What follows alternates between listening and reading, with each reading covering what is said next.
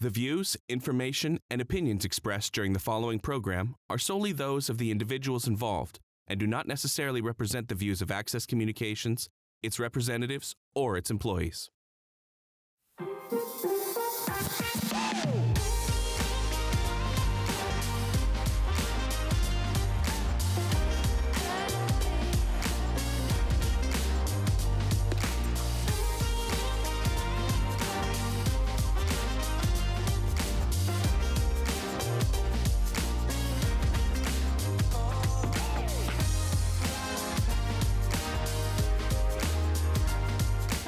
Welcome back to our show, The Four. My name is Olivia Soto. I'm one of your co-hosts today. And I'm Melissa Obi. Today we will be talking with the owner of Venue B Coffee Shop. So Michelle, how are you? I'm good. Thanks for coming to my little shop here. I love it. It's beautiful. Oh, thank you. Thank you so much. So Michelle, tell us a little bit about yourself. Where are you from? Yeah. So I've lived in Regina 3 times. I was born and raised here. I'm from an RCMP family, but my family is a Sparby family from Cowsas. So I've never had the opportunity to live there because we were always moving all over Saskatchewan. But now that I'm an adult, I have control of everything that I do. I get out there as much as I can because it's so beautiful. I love that. So how long have you been in the business for? Right, so we opened on December 5th, and this location was actually a franchise called Brewed Awakening before. And so the look and the feel was pretty much the same as it is today. And they were closed for about 2 weeks. We got the location December 1st. I didn't want people to be without their... I'll just start that again. I didn't want people to be without coffee for too long because coffee is a routine for people. And so we got it on December 1st and we opened December 5th. I love that. You're quick to it. Yes, exactly. So what made you decide to open up a coffee shop? Right. So it's actually more than just a coffee shop. So it's a coffee shop where we serve specialty coffee, food, baking. It's also a catering service. So we do lots of catering for private business, corporate, government, anybody who needs our delicious food. And then it's also an event center. And so after hours, once the coffee shop is closed, the lights go down, you can rent it for private events. And so we've had everything from board dinners, birthday parties, women's empowerment events. I think we're going to have some yoga upcoming here in this space. So it really transforms into anything. I really love how you're utilizing the space here with all the different events that are happening here. I think that's pretty cool, other than just the coffee shop. What's your favorite dish here to eat? Well, there are so many favorites that I have. Our menu is behind us here, and it's really filled with all the things that I love to make at home. And so I don't know if I can pick a favorite. I probably have about 10 favorites, but we are known for a lot of dishes. A lot of people say that our breakfast is the best in town. So if I had to choose, I would probably say breakfast. I can agree to that. Yeah, it's good. Well, when you came here before? Yeah. Yeah, so what did you have? I had a sausage, egg, and McMuffin, and then the next day I came back to see if Michelle was here, and then I had the Bannock breakfast. Oh, yep. You got Bannock here too? Yes, we try to incorporate as much indigenous as we can into the coffee shop. So I don't have a lot of space here, so I partner with Chili for Children. And so on Wednesdays we have Bannock, fry Bannock, and so we do breakfast sandwiches and then soup and Bannock as well. I love that. So what inspired you to open up your shop? Yeah, so I've been asked a lot, is it your dream to open up a coffee shop? And I have to say it wasn't my dream to open a coffee shop. That kind of just happened, but it was always my dream to be my own boss and create my own future. And so after leaving the corporate world after about 25 years, I decided, I'm going to expand my other business. And then this opportunity came up and I said, well, it's a great space. I need to make it an Indigenous business where people can come, and everything that I do is to advance reconciliation. So whether it's personally or professionally, just because my dad went to residential schools, and so it's my motivation every day to keep going and get his legacy, keep his legacy going, and try to advance Indigenous people as much as I can. So for me, it's more than just a coffee shop. It's bringing Indigenous and non-Indigenous people together in a social space. And I love when I hear that, our Indigenous roaring laughter in the corner. It just gives me chills. It's really good. A good auntie laugh. Yeah. I love it. So tell us a little bit about the coffee that you have here. So the coffee that we use is called Spirit Bear, and it's a really good quality brand. I wanted to use an Indigenous roaster and bring as many Indigenous elements into the coffee shop as I could. So they're actually a roaster out of BC. It's a really good quality coffee, and a lot of our customers have said that it makes the best espresso. How did you find out about Spirit Bear? Was it? Yes. How did you find out about them? Yeah. So everybody has been really welcoming and helpful in getting this business venture started. I never knew how to make a business plan or how to open up a coffee shop. There's like about 500 steps that you need to do. And so one of the people that supported me was the previous owner and the company that I rent all my coffee equipment from. And so they asked me, well, Michelle, what's important to you? Is it important to have an Indigenous company? Is it important to, have organic free trade and everything? And so I said, yeah, it's very important for me to have an Indigenous coffee. And so they had this brand, and I loved the look and feel of it. I just knew the coffee was going to be delicious because I had tried it at a different location. And so, yeah, I'm really proud to serve Spirit Bear coffee here. Love that. I love that. So, starting your journey with your business, this coffee shop, have there been any challenges or barriers that you had to overcome to get to where you are today? Yes, we've only been open for a couple of months, but I have learned so much in that time. I think a lot of the challenge probably came beforehand. So I made an offer on the space in September and we opened in December. So there's a lot of work that had to be done during that time. So for me, I'm the type of person that just needs to learn how to do something so that I don't have to rely on other businesses or pay someone else to help me when things are operating. And so I just figured everything out.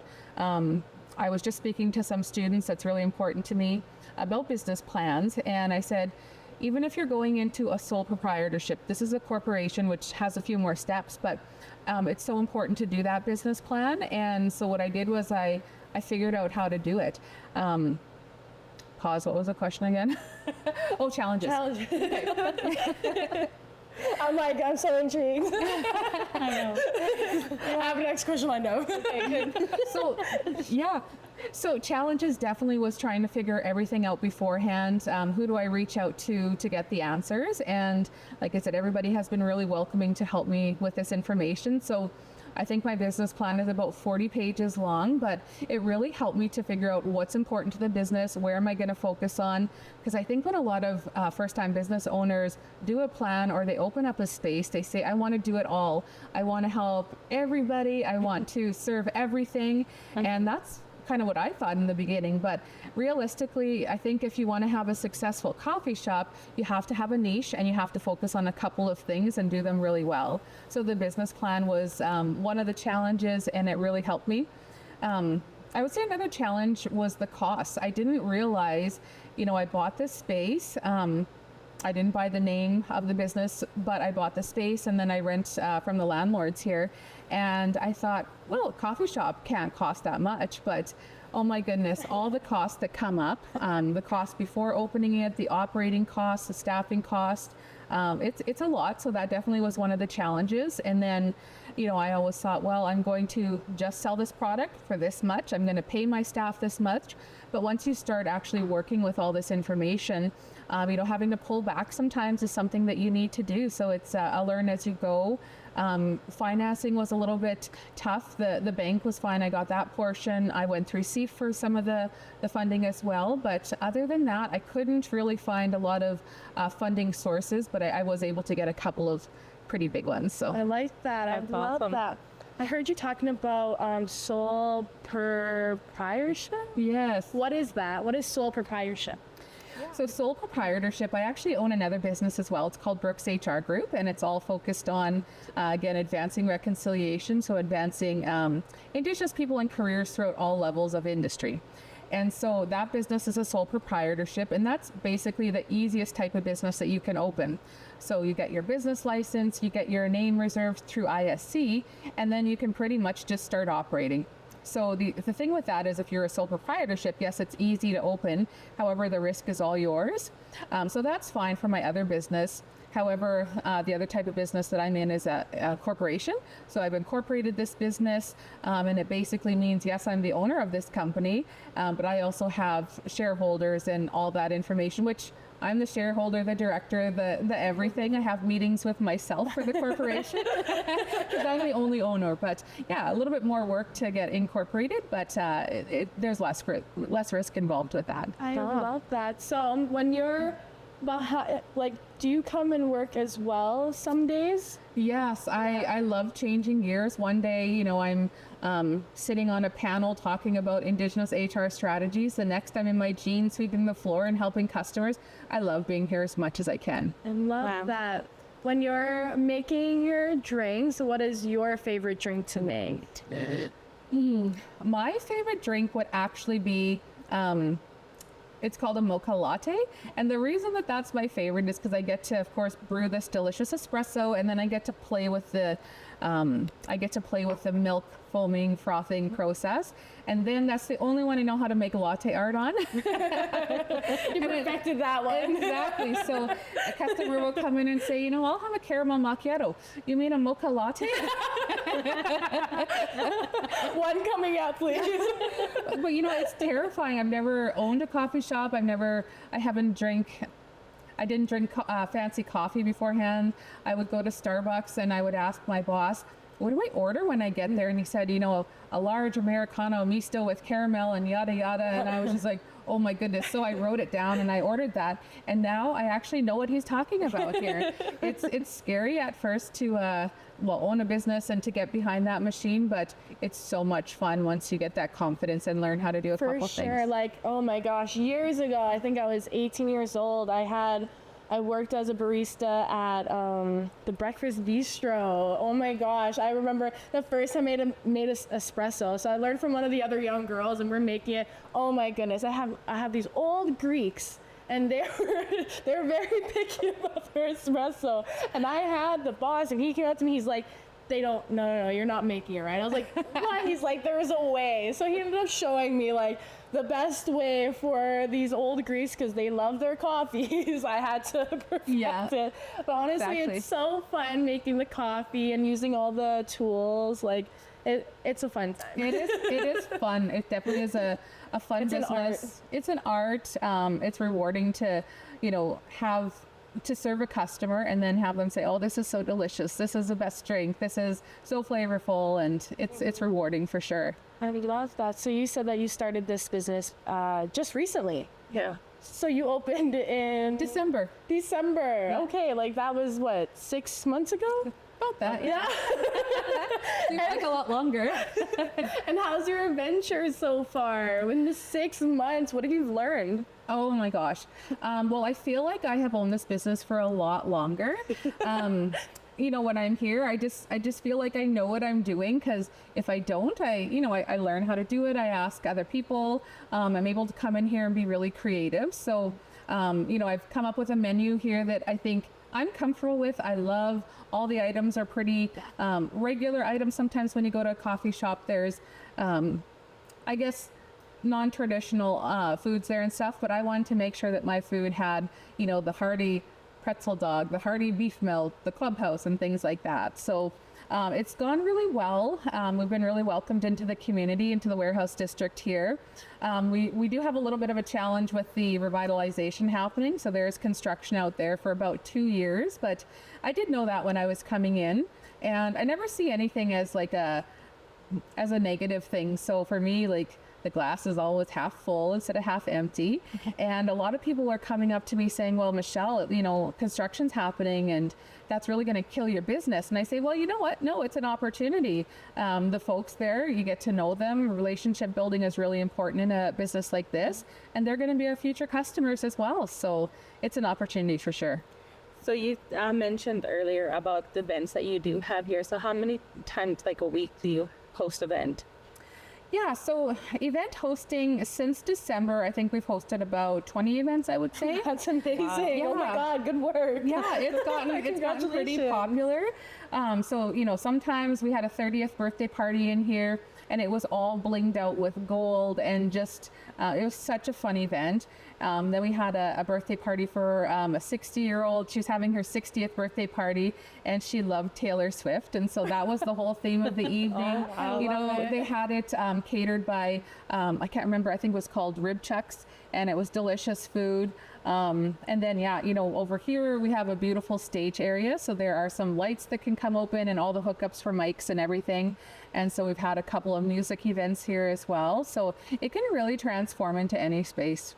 And you mentioned earlier too about upcoming events that you're wanting to try. Yes, I'm not against trying anything. Try it once. If it sticks, great. And if not, try the next thing. You always learn from something, right? Yeah. I would probably say my most proud event was the Indigenous Arts and Craft Market that I had a couple weeks ago. So my space is not that big. The whole area is about 1,500 square feet. But we fit 7 vendors in here, so they were selling everything from ribbon skirts to wellness products to jewelry. It was just such a fun day. We were selling Bannock burgers. I made my homemade burgers. My husband was barbecuing on the deck, and that was my most fun event, my favorite event so far. I want to do that again. I heard you earlier say that your menu, every item is husband approved.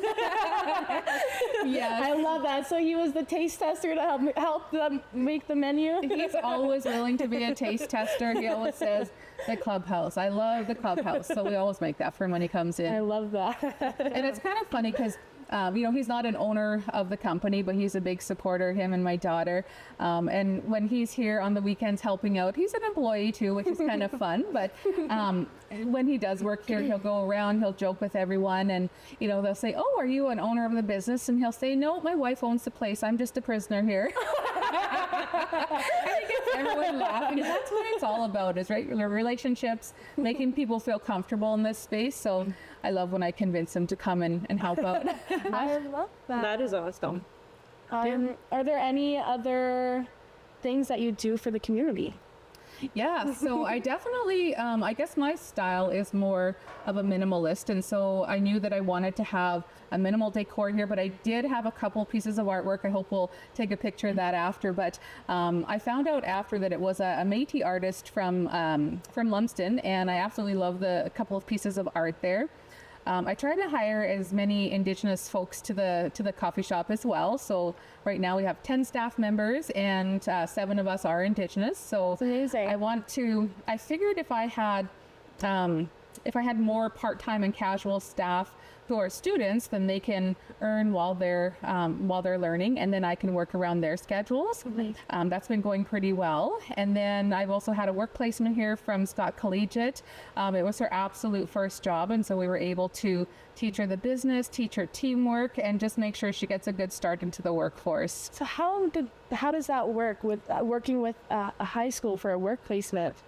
Yeah, so the high school student would come in from about 1 o'clock until 3 o'clock. So it wasn't always a busy time. You know, lunch is done then. But anytime we had catering, we would take her out to the university and help with that.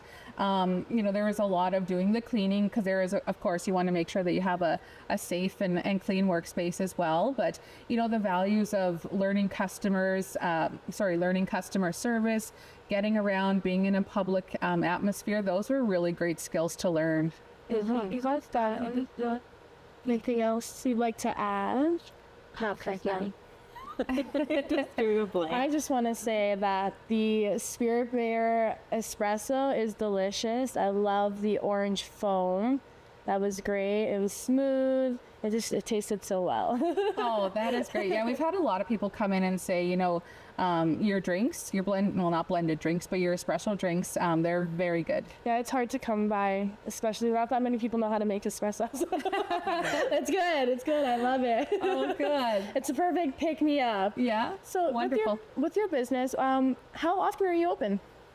Yeah, so we are open 6 days a week until 4 o'clock p.m. Some people wish that we were open in the evenings. However, the warehouse area is pretty slow in after hours, and so we use that time to have events during the week, and then on the weekends, all day Sunday if somebody needed that time as well. I know. Where did you come up with your name, Venue B?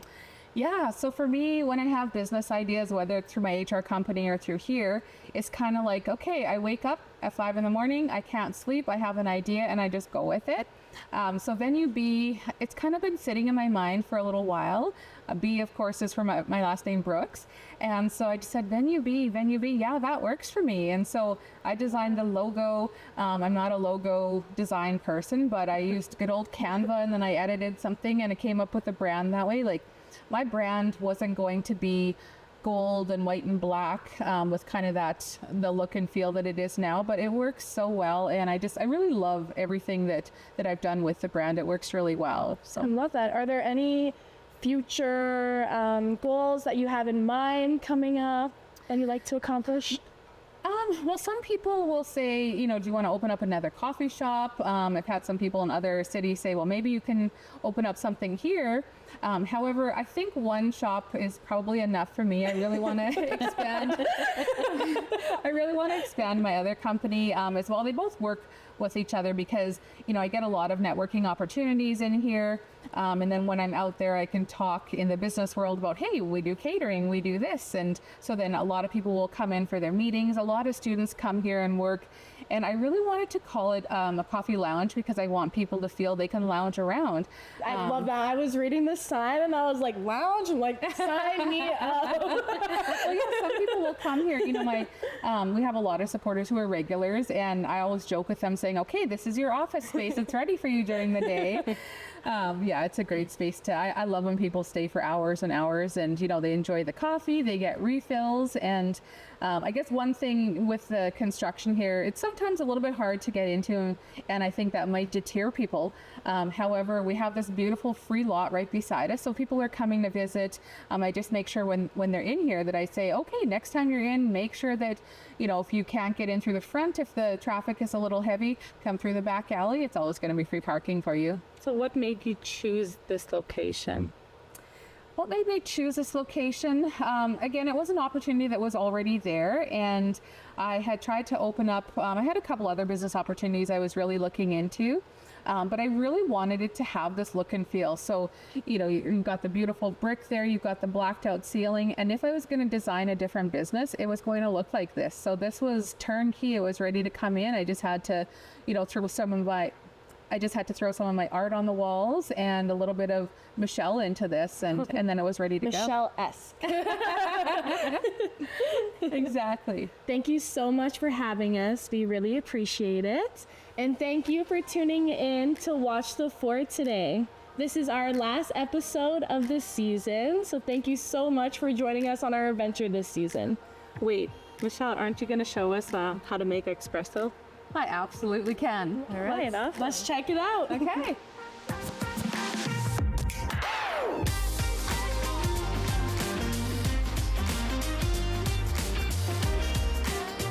Okay, ladies, let's make a mocha latte. Yum, can't wait. So we will, first of all, we've got to grind our own beans. So this beautiful Spear Bear espresso gets ground up every single time, so everything is nice and fresh for our customers.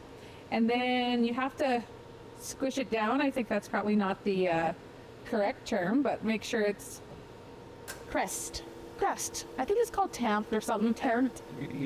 Make sure that everything's going to be clean going through here. And then we want to get our espresso ready to pour. Grab a cup, beautiful wide cup there, and then we're going to get the espresso going. So this is where that beautiful goodness happens. And that's going to get a really nice crema on top. While that is pouring, we're making a mocha latte. So mocha basically means chocolate, anything with the word mocha in it. So this is our beautiful steam wand. We'll just make sure that it's purged, there's no water or anything in there. And then start it up. Oh, get a little bit of air in there so that it will get a little bit foamy. And that'll just take a couple of seconds. How do you know when it's done? When it's too hot, when you're burning your hand, that's how I was done. When it's too hot, then you know that it's good to go. And then your milk expands a little bit. So then I'm not sure exactly how much we have to swirl and tap it, but you just kind of pour your beautiful milk in there. Okay. And then if you did the latte art, you could do that. But what I do is for a mocha latte is I'll take a little bit of cocoa on top. See, it's already starting to look nice and silky underneath. Put a little bit of that, and I'll put a teeny bit more. That's kind of like my canvas. So then actually one of my baristas taught me this. So to put your chocolate sauce and swirl it like this. Oh, yeah. And then you take a toothpick and you go bloop, bloop, bloop, bloop. Fancy. Oh, it usually doesn't sink down like that, but when it doesn't sink, it looks gorgeous. And you've got some latte art. Wow. What a fun segment. Yes, a fun segment. This is a fun one. Yeah. I want to show it off. It looks so pretty after. I'm gonna redo the chocolate swirl. Rather than try. There.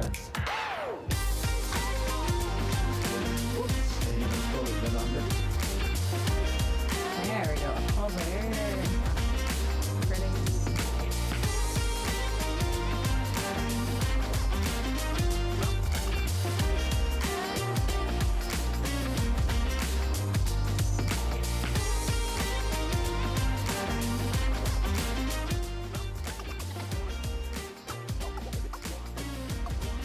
If you'd like to share your feedback on the program you just watched, contact us today